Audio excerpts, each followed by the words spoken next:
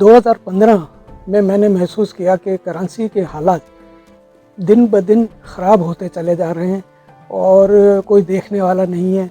जो काम मैं कर रहा था उससे अपने आप को रिटायर कर लिया और कराची के मसाइल को उजागर करने के लिए, लोगों तक अवेयरनेस क्रिएट करने के लिए एक मुहिम चलाने का मैंने फैसला किया।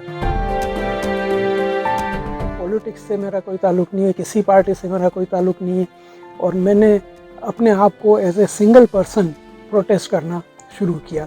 कराची के तो मसाइल बहुत ज़्यादा हैं, इतने ज़्यादा हैं कि जिसकी इंतहा है, लेकिन मैंने सिलेक्ट किए 4 मसाइल कि जिसको मैंने कहा कि मैं उनके ऊपर काम करूं और उनको उजागर करूं। वो मसाइल हैं गार्बेज, यानी कचरा फेंका जाता है, कचरा जलाया जाता है और कचरे को उठाया नहीं जाता है। सीवरेज ओवरफ्लो हो रही है, उसकी वजह से रोड टूटते हैं, बीमारियां फैलती हैं। दरख्त कराची में बहुत ज़्यादा, हद से ज़्यादा काटे जा रहे हैं। तो इन 4 मसाइल के ऊपर मैंने एक कैंपेन शुरू की और जगह जगह जाकर, जहाँ जहाँ मुझे लोगों ने बताया या जहाँ मुझे पता चला, वहाँ मैंने जाके उनकी वीडियोस बनाई और अपने सोशल मीडिया पे डाली।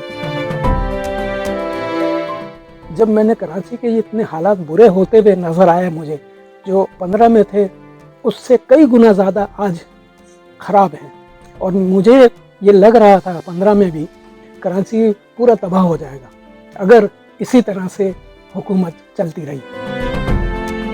एज ए चार्टर्ड अकाउंटेंट मुझे बहुत सारे फिगर्स भी सामने आ जाते हैं कि बजट तो कितना है, भाई क्या वजह है कि कराची के जो हालात ख़राब हो रहे हैं या सड़कें टूट रही हैं, कचरा नहीं उठ रहा है, क्यों नहीं उठ रहा है, उसकी कोई वजह है?